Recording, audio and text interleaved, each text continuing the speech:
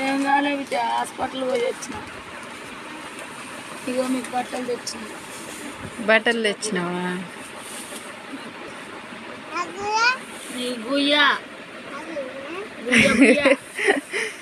ఇగో అత్తమ్మ అయితే హాస్పిటల్ పోయి వచ్చింది.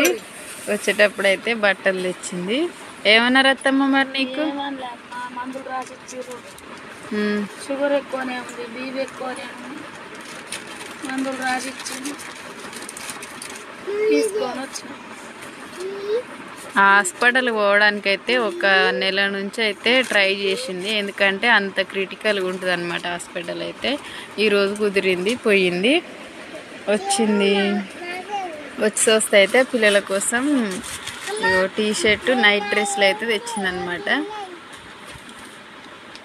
మందులు ఇచ్చారు.